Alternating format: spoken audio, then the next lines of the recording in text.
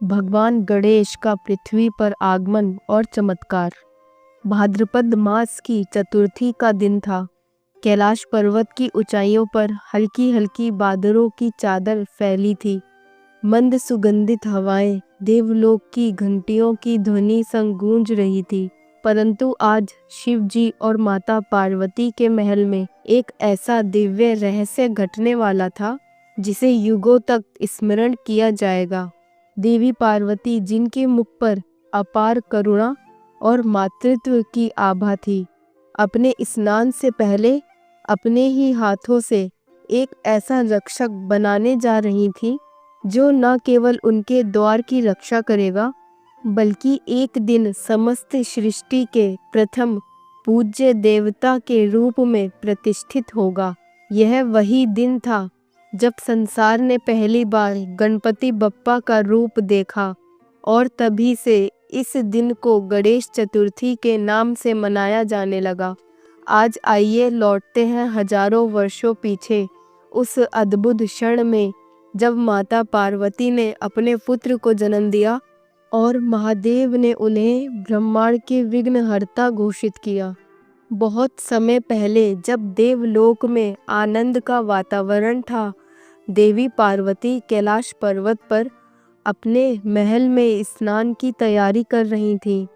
भगवान शिव गहन ध्यान में लीन थे और नंदी तथा अन्य गण बाहर द्वार की रक्षा कर रहे थे। माता पार्वती चाहती थी कि स्नान के समय कोई भी अंदर ना आए, परंतु वह देखती थी कि शिवजी के गण उनकी अनुमति के बिना भी महल में आ जाया करते थे। माता ने मन में ठान लिया कि उन्हें एक ऐसा रक्षक चाहिए जो केवल उन्हीं की आज्ञा माने। स्नान के पूर्व माता पार्वती ने अपने शरीर पर लगे उपटन, हल्दी, चंदन और सुगंधित तेल से बना लेप को धीरे धीरे अपने शरीर से हटाया और उसका एक भाग अपने हाथों में संजो लिया।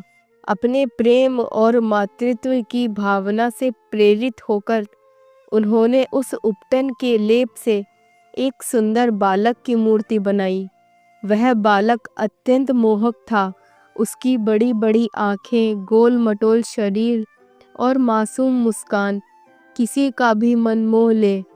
माता ने अपने तपोबल और शक्ति से उस मूर्ति में प्राण फूंक दिए।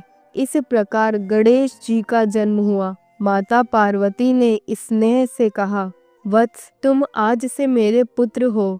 तुम्हारा कार्य होगा मेरी आज्ञा का पालन करना और इस द्वार की रक्षा करना। जब तक मैं स्नान कर रही हूँ, किसी को भी भीतर ना आने देना। गणेश जी ने वचन दिया। माता, आप निश्चित रहिए, आपकी आज्ञा ही मेरा धर्म है। उसी समय भगवान शिव ध्यान से लौटकर महल के द्वार पर आए। उन्होंने द्वार पर खड़े एक अनजाने बालक को देखा और अंदर जाने लगे, परंतु गणेश जी ने हाथ जोड़कर रोका। रुकिए, माता का आदेश है कि कोई अंदर ना जाए। शिवजी ने आश्चर्य से कहा, मैं तुम्हारा पिता हूँ, कैलाश का स्वामी, मुझे कौन रोक सकता है। गणेश जी ने दृढ़ स्वर में कहा, आप चाहे जो हो, जब तक माता पार्वती अनुमति ना दे मैं आपको भीतर नहीं जाने दूंगा। यह सुनकर शिवजी को क्रोध आ गया।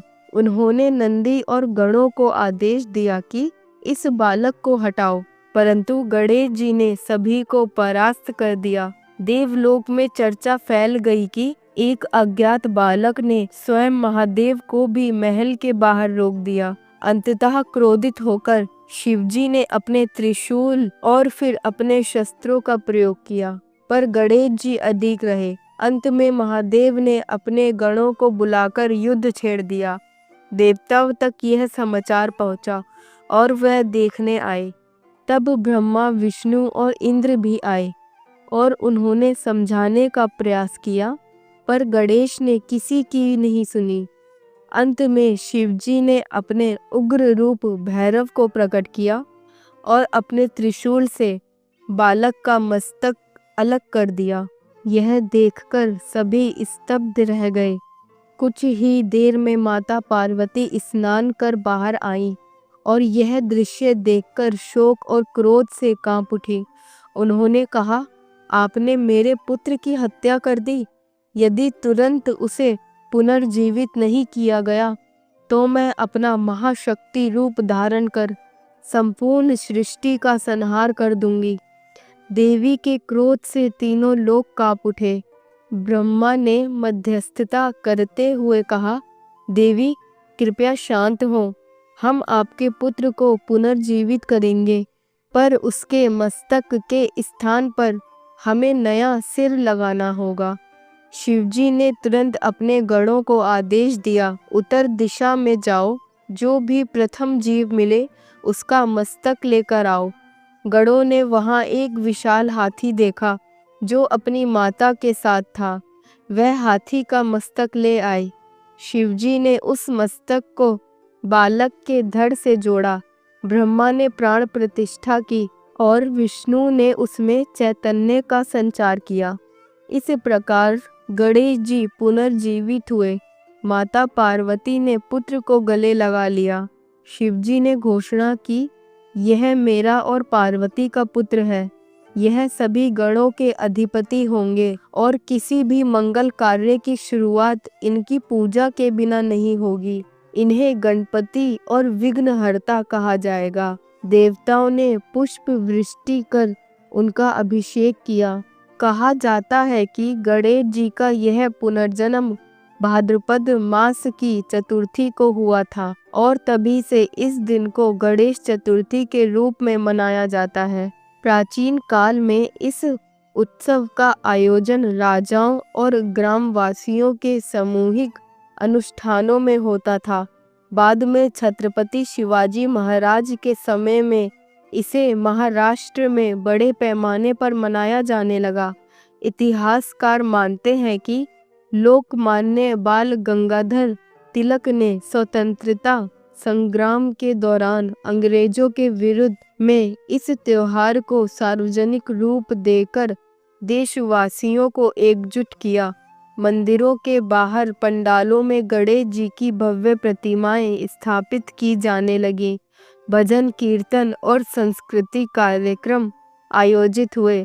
इससे न केवल धार्मिक भावना प्रबल हुई बल्कि सामाजिक एकता भी बढ़ी। कई स्थानों पर मान्यता है कि गणेश चतुर्थी के दिन यदि सच्चे मन से उनकी पूजा की जाए तो वह विघ्नों को दूर कर जीवन में सफलता और सुख समृद्धि देते हैं। पुराणों में भी वर्णन है कि इस दिन गणेश जी की मूर्ति पर दूर्वा घास, लाल फूल, मोदक अर्पित करने से विशेष कृपा प्राप्त होती है। कहते हैं एक बार विदर्भ प्रदेश में एक निर्धन ब्राह्मण ने भाद्रपद की चतुर्थी पर गणेश जी की पूजा की।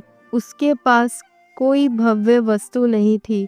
उसने केवल दूर्वा और जल अर्पित किया। गणेश जी इतने प्रसन्न हुए कि उसके घर धन धान्य की वर्षा हो गई। गणेश चतुर्थी पर मूर्ति स्थापना के 10वें दिन अनंत चतुर्दशी को गणपति विसर्जन किया जाता है।